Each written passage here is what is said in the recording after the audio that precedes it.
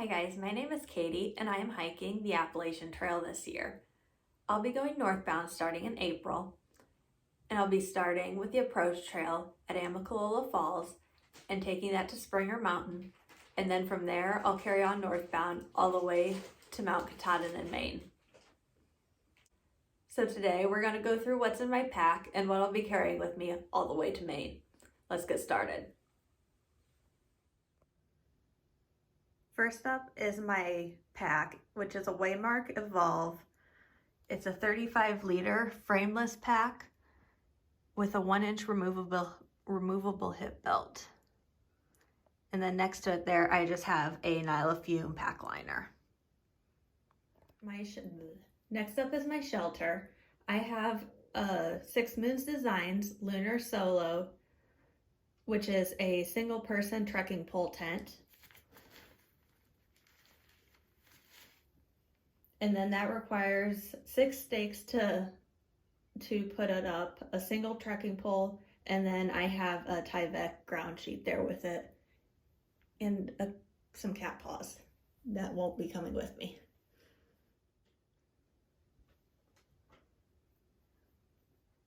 So next is my quilt. I made my own quilt, so it should be good down to about 20 degrees. Now I didn't make it with an enclosed foot box. I have it so it's just basically open, and then I can buckle it at my feet, my knees, and at the top of the quilt to close it up and create a little bit more warmth. And then next to it there, I have a Sea to Summit bag liner that is an insect repellent one. So I'm not sure if I'm going to actually use the bag liner or like it, or if I'll just end up sending it home. But I figured I might as well start out with it and see how it goes. And now to my sleeping pad. I just have a sleeping pad from Amazon. I think it's an Outdoorsman's Lab. It's a full-length pad, and it only has like an R value of 2 point something. So it's not the most warm, but so far it's been sufficient. When I start out though, I'm going to be carrying that piece of Reflectix to put underneath it to help add a little bit of warmth. And then hopefully by the time we're through the Smokies and it's sufficiently warm, I'll choose one of them and just keep one of them to use as my sleeping pad for the rest of the time. I also have an Outdoor Vitals inflatable pillow. I kind of hate it, but I kind of also want a pillow. So we'll see how this goes. Maybe figure out something else along the way.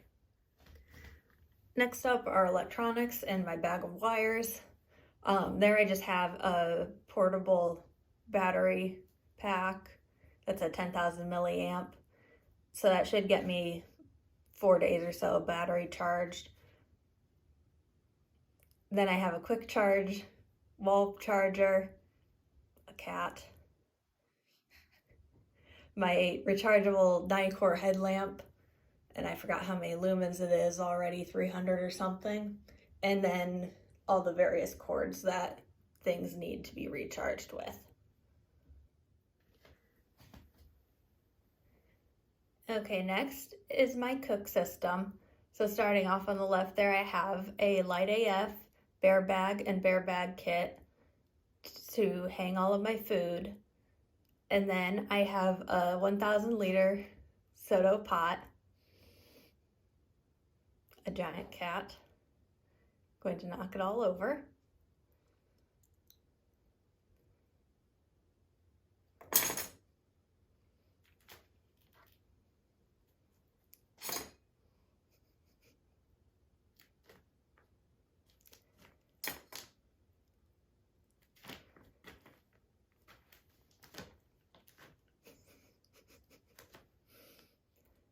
Then next I have a 1,000 milliliter aluminum Soto pot. And then behind that I have a pot koozie that I made to help save some fuel. Then I have a Sea to Summit collapsible cup, a mini Bic lighter, a Sea to Summit spork, a BRS teeny tiny little stove,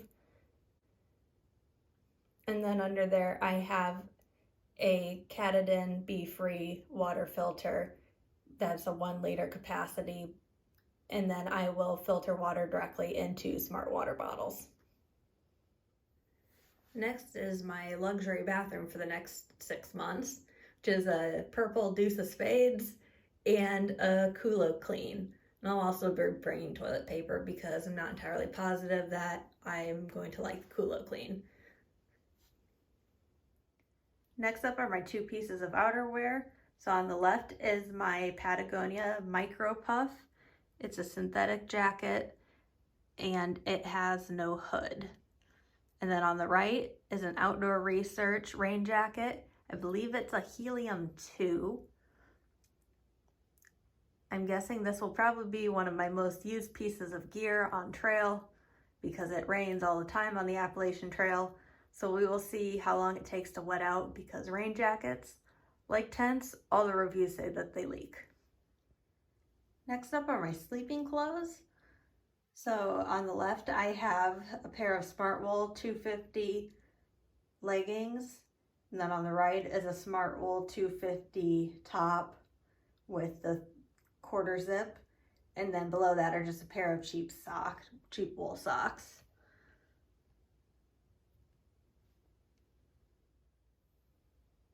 Next up is my clothing that I'll wear every day, which is the gaudiest color combinations that I could possibly find. So we'll start off here on the left with the not gaudy piece, which is a $10 men's fleece that's a quarter zip that I'll use for a mid layer here through the early part of the trail. And then because it is $10, I'll just dump it in a hiker box when I'm tired of it. Next over is a beautiful teal plaid Columbia fishing shirt that I picked up at a TJ Maxx on sale. And then below that are my Patagonia baggies that I found used online. I thought they had hummingbirds on them. They don't. They have some other sort of little bird. Next, I have 2 pair of Darn Tough socks that I'll be bringing along. Again, in the most gaudy possible colors that don't match my outfit at all. And then I have an ex officio bra. I probably ought to find some underwear. And then I have a buff that I'll be wearing. Next up is my Light AF fanny pack. It has a pocket there on the outside that can hold my phone. And then on the inside of that will be my med kit, which is mostly Advil, Leukotape, my quarter of a toothbrush, toothpaste, and some gear tape. Then I will have my teeny tiny little pocket knife, a thing of hand sanitizer, a thing of chapstick, my wireless earbuds, and then half-eaten bags of M&Ms and the rest of my snacks for the day. The fanny pack is perfect because it can hold my phone and a Pop-Tart. That's all I need in life. So thank you guys for watching today's video. I'm sure there's plenty of gear that I forgot to film, like my camp shoes that stayed on my feet the entire time, or my trekking poles that were downstairs and I didn't feel like going to get. And then I'm sure that there's plenty of gear that'll change out. I'll either send it home or leave it in a hiker box or break it, puncture a hole in it, and need to replace it or send it home throughout the trail. So we'll see what ends up making it all the way to Katahdin. So you can go ahead and follow along. I'll be making some vlogs throughout my hike so you can see where I'm at and what kind of crazy experiences I end up doing, because it seems like everybody always has crazy experiences on the Appalachian Trail. So thanks for watching and follow along. Thank you. Bye.